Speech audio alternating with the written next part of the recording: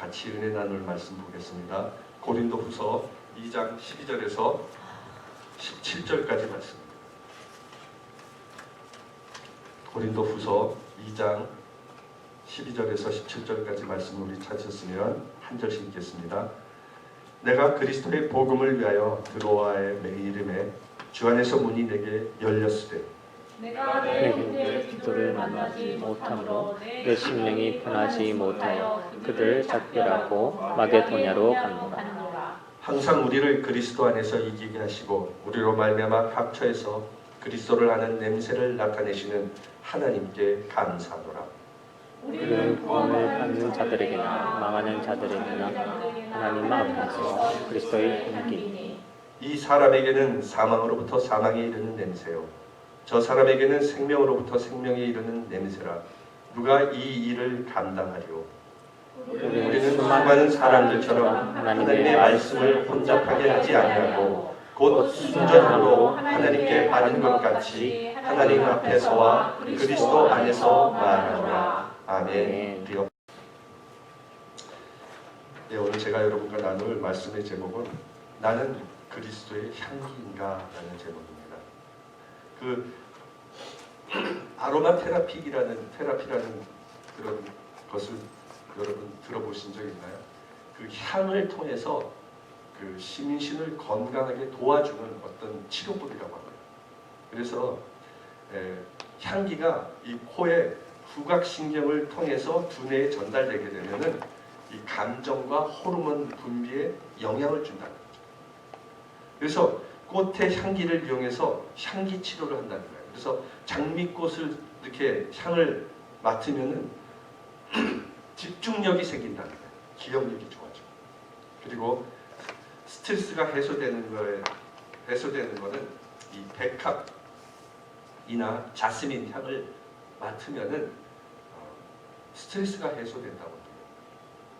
유칼립투스라는 향은 이 코를 뚫어주고 이 흥분을 갈아치는, 그래서 기관지나 천식에 효과가 있다고 해요. 로즈메리는 근장 근육을 완화시키고 면역력을 높여준다고 합니다. 이렇게 해서 꽃의 향기를 맡으면은 사람에게 좋은 그런 어떤 영향을 준다는 거죠. 사람마다 여러분, 사람도 냄새가 있어요. 인종에 따라서 냄새가 틀리고, 식성에 따라서, 건강에 따라서, 취향에 따라서도 이렇게 냄새가 다릅니다. 그래서 우리 보면은 어떤 사람은 어떤 인격적인 거, 언행이나 그런 얼굴 표정으로도 그 사람의 냄새를 보여줄 수 있다는 거예요. 어떤 사람에게는 그래서 향기로운 냄새가 나고, 어떤 사람에게는 아주 좋지 않은 고약한 불쾌한 냄새가 나는 사람도 있어요. 여러분은 어떤 냄새가 납니까?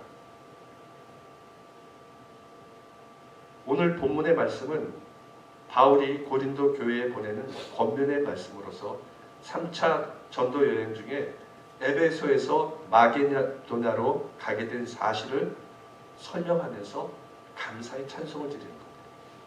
그래서 마게도냐로 출발하면서 이 고린도 교회의 문제를 수습하도록 먼저 디도를 드로아에서 만나기로 보내서 약속을 했어요. 그러나 디도를 드로아에서 만나지 못했습니다. 그래서 1절에 보면은 이 바울이 심령이 되게 편하지 못했다라고 얘기해요. 마음이 편하지 못합니다. 그래서 이 복음의 문을 뒤로 하고 마게도냐로 출발하면서 이 감사를 드리는데, 이 복음을 전하고 주님의 일을 하는 거에는 자기의 심령이 좀 편치 않아도 감당했다는 겁니다. 여러분, 하나님을 믿고 우리가 신앙 가운데 살아가는 것과 우리가 세상 일로 상처받는 걸로 연관을 시키면 안 된다. 그것은 그것으로 끝내야 돼요. 그래서 우리가 세상 가운데 힘들면은 교회 사역도 때려치고 교회도 안 가고 이런 신앙이 돼서는 안 된다. 바울은 그랬어요. 어떤 것도 인간의 모습, 인간의 삶에서 영향받지 않았다는 거예요. 마음은 편치 않았지만 주님의 사역은 감당했다는 것. 오늘 본문 말씀을 통해서 우리가 그리스도인으로서 세상에서 그리스도의 향기를 얼마나 나타내고 있는지 생각해보고 우리가 삶의 현장에서 나타내야 할 그리스도인으로서 향기가 무엇인지를 함께 살펴보면서 은혜를 나누도록 하겠습니다. 첫째, 그리스도를 아는 냄새가 나타나야 된다는 것. 14절에 보면은 항상 우리를 그리스도 안에서 이기게 하시고 우리로 말미암아 각처에서 그리스도를 아는 냄새를 나타내시는 하나님께 감사합니다. 바울과 제자들이 각처에 다니면서 복음을 전했는데 가는 곳마다 예수님의 향기가 나타났다. 그래서 하나님 은혜에 감사했다는 거죠. 즉 예수님의 제자들의 몸에는 그 예수님의 냄새가 배어 있었다. 여러분, 우리가 음식을 먹어도 한국 사람들이 청국장을 먹잖아요. 이 청국장을 먹으면 청국장 냄새가 이렇게 안 가시잖아요. 냄새가 나잖아요. 특히 이 담배를 피우는 사람들의 경우는 담배를 안 피우는 사람들이 냄새를 맡을 수 있거든요. 그래서 이 냄새가 몸에 밴 사람들은 아무리 뭐 페브리즈를 뿌리고 뭐 향수를 뿌려도 그 냄새가 나게 돼 있다는 거예요. 그래서 예전에 담배를 피우지 않는 사람인데 저도 마찬가지로 이 담배 피우는 사람과 장시간 같이 이 얘기를 나누고 이렇게 헤어졌어요. 그래서 들어왔는데 이 옷에 담배 냄새가 다 배어 있는 거예요. 그래서 들어오자마자 담배 피웠냐고 그렇게 물어보는 거예요. 왜? 이 담배 냄새가 배어 있기 때문에 쉽게 가시지가 않았기 때문에 그 사람으로부터 그 담배가 뿜어지는 것을 다 이 몸에 옷에 스며들게 만든 거죠. 장시간 동안. 여러분, 우리는 이렇게 자기가 냄새를 나타내지 않아도 영향을 줄 수 있어요. 냄새로 영향을 준다는 거죠. 그래서 누구와 같이 했는가에 따라서 삶의 향기가 달라지는 거예요. 예수님의 제자들이 3년 동안 예수님과 함께 동행하다 보니까 그들도 모르는 사이에 예수님의 향기가 배어 있었던 거예요. 그래서 우리는 예수님의 향기를 나타내기 위해서는 예수님과 항상 같이 해야 돼요. 말씀으로 같이 하고 기도로 같이 하고 모든 것을 같이 해야 예수님의 향기가 있으면은 그냥 나타나게 돼 있어요. 그래서 3년 동안 예수님을 따라다니면서 알게 모르게 예수님의 영향을 받은 거라는 거죠. 그래서 예수님을 말없이 알릴 수 있는 그런 냄새가 났던 거예요. 말로 한 것이 아니에요. 말로도 했지만 그냥 그의 사람의 모든 삶의 모습에서 예수님의 향기가 나타나는 거죠. 여러분, 우리가 얼마 동안 신앙생활을 하는가, 이것이 중요한 것이 아니에요. 그 사람이 얼마나 예수님의 향기가 그 삶을 통해서 나오는가가 중요한 거죠. 그래서 여러분 생활 속에서 가정에서나 직장에서나 어느 곳에서나 예수님의 향기가 배어 있어서 믿지 않는 사람들이 여러분의 삶의 모습을 보고 예수님의 향기를 맡을 수 있는 자가 되어야 한다. 그렇다면 각처에서 그리스도를 아는 냄새를 나타낸다고 했는데 이 각처란 어딜까요? 가정이 될 수도 있고요. 뭐 직장이 될 수 있고 교회도 될 수 있고 어느 곳이나 다 각처예요. 각처. 각처에서 다 예수 그리스도의 향기가 나타나야 된다는 겁니다. 예수님의 향기는 장소를 가리는 것이 아니에요. 그러면 그리스도를 아는 냄새란 무엇을 말하는 걸까요? 요한복음 1장 9절에 보면 참빛 곧 세상에 와서 각 사람에게 비추는 빛이 있었다라고 얘기하고 있어요. 그 빛이 바로 예수님이에요. 그래서 예수님 앞에 우리가 나가면은 어둠이 사라지게 돼 있어요. 그 죄가 드러나게 돼 있어요. 왜? 예수님은 빛이기 때문에 그래요. 그래서 우리가 예수 그리스도를 알게 될 때 그 어둠에 묻혀있던 자기 자신의 안에 있던 그 어둠의 세력들이 드러나는 거예요. 어둠의 그 죄성들이 드러나는 거예요. 그래서 그 죄성이 나오게 돼요. 자신의 모습을 깨닫게 돼요.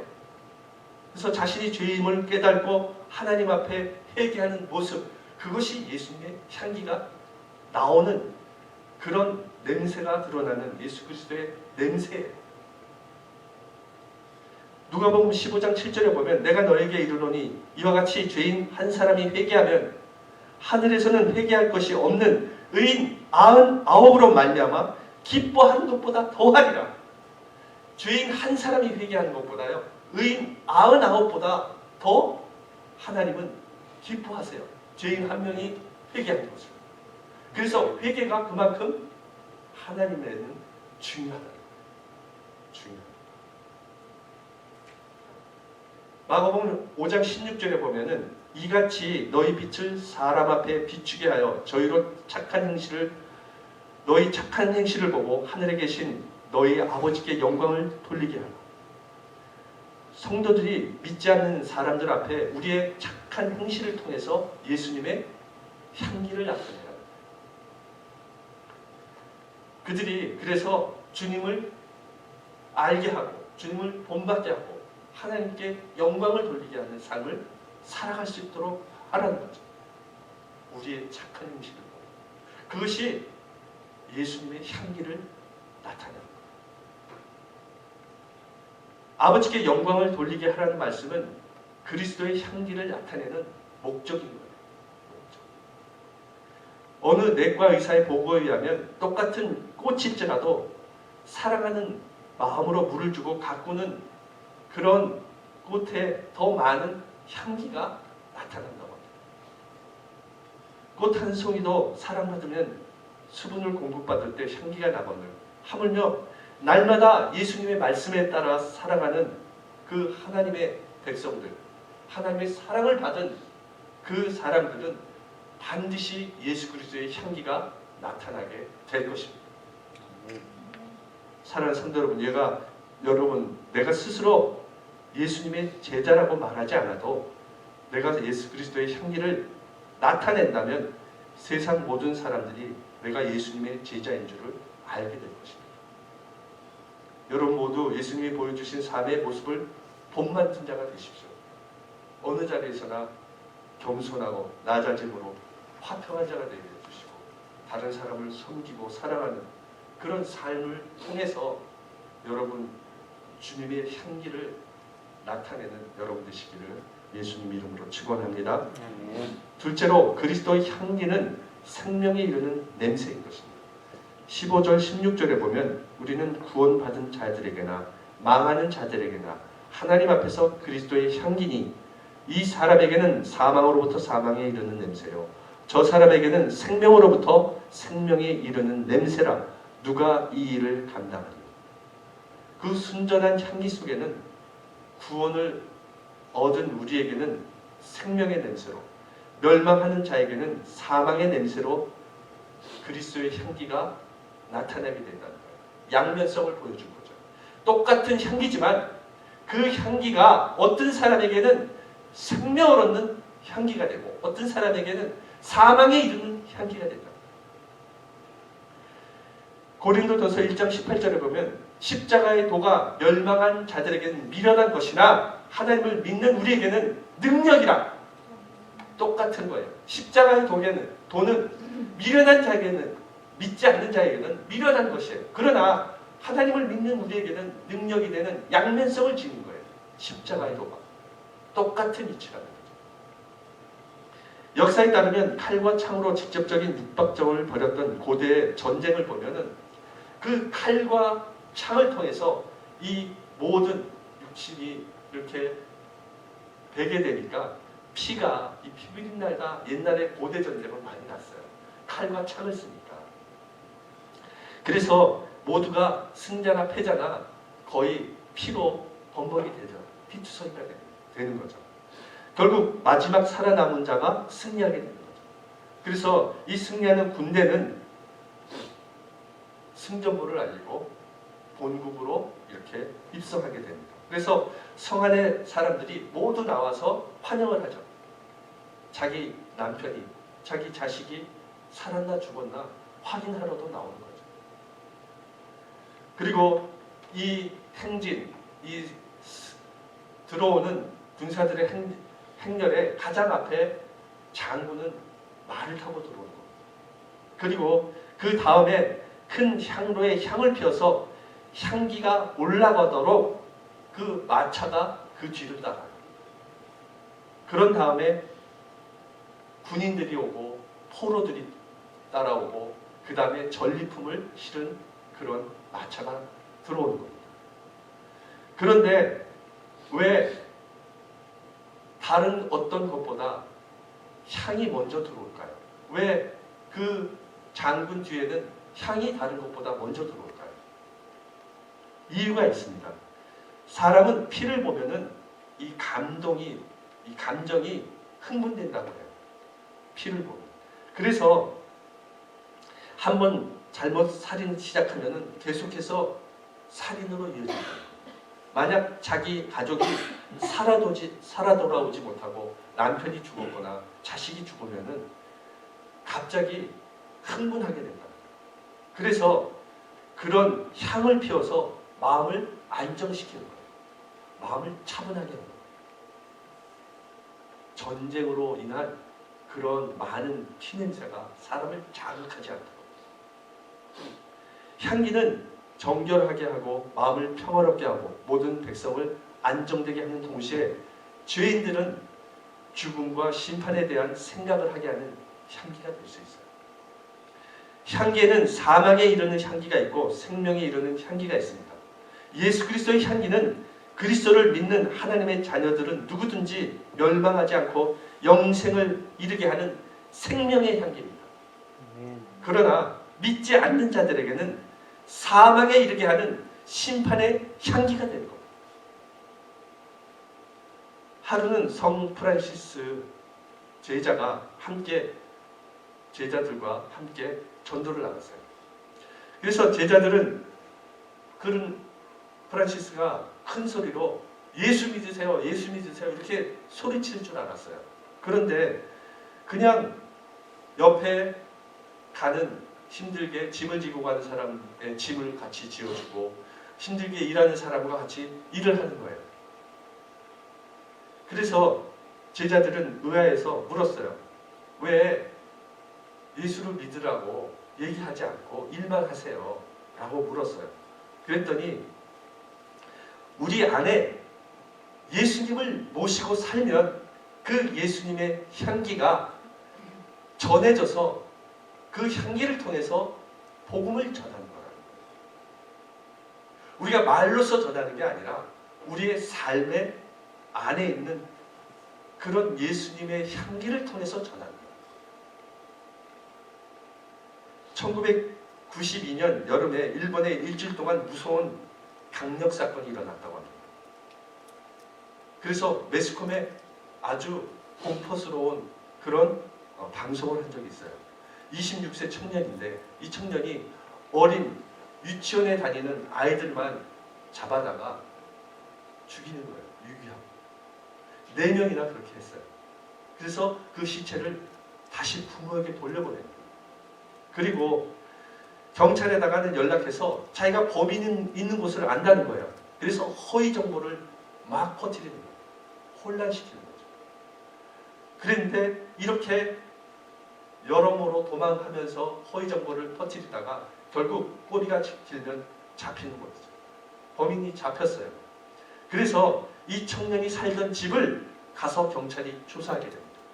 가서 보니까 음란물과 폭력물 비디오가 집에 산더미처럼 쌓여 있는 거예요. 2,400개의 그 비디오 테이프가 방을 가득 채워 있는 거예요. 이 청년은 집에서 그 음란 비디오와 폭력물 비디오를 매일 봤던 거예요. 그 안에 결국 그런 냄새가 배이기 시작한 거죠. 여러분, 우린 눈으로 보고 듣는 것을 통해서 여러분의 심령에 그것이 쌓이게 돼요. 이 두뇌에 저장되게 돼요. 그래서 그것이 나타나게 된다는 겁니다. 여러분, 우리는 하나님의 자녀들이에요. 예수 그리스도를 믿는 자들이에요. 여러분 모두 항상 예수님과 함께하는 사람이 되시기 바랍니다. 그래서 생명 가운데 거하십시오. 세상의 어떤 것도 마음에 받아들이지 마십시오. 그것은 사망.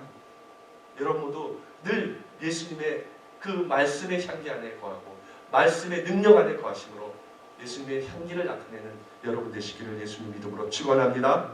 셋째, 순전함으로 하나님께 받은 향기를 나타내야 합니다.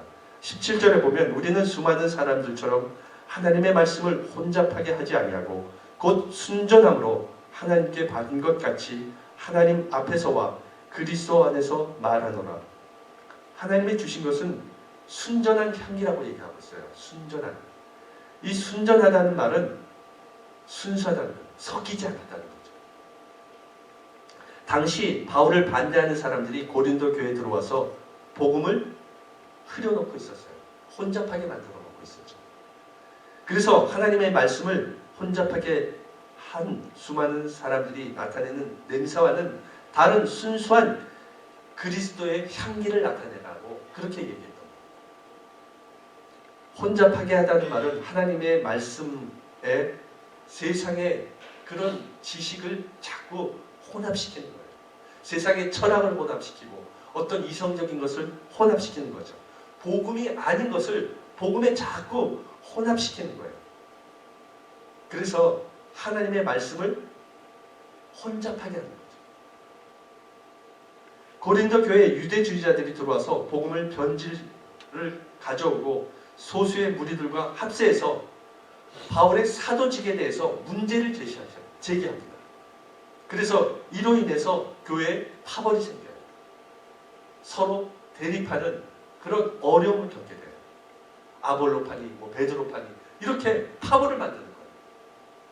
그러므로 하나님 앞에서와 그리스도 안에서 다른 것을 섞지 말고 하나님께 받은 순전한 향기를 나타내라고 얘기한 거예요. 우리는 그리스도의 향기이므로 가는 데마다 예수님의 향기가 나타나야 하는 것입니다. 우리가 가는 데마다 나타나야 할 그리스도의 향기는 나의 향기가 아닙니다. 나의 본 모습에서 나오는 향기가 아니에요. 예수 그리스도의 향기인 겁니다. 즉 그것은 하나님께 받은 향기인 것입니다. 다시 말해서 내가 내 힘으로 내는 그리스도의 향기가 아니라 그 향기의 근원이 되시는 예수 그리스도를 내 안에 영접할 때 내 안에 계신 예수 그리스도가 나를 통해서 흘러나오는 향기를 뜻합니다. 때때로 부족하고 연약함으로 죄를 짓는 내게서 나오는 향기가 아니에요. 예수님을 온전히 닮지 못한 내 부족한 모습에서 자랑도 나오고 교만도 나오고 시기와 질투와 미움 그리고 분쟁, 욕심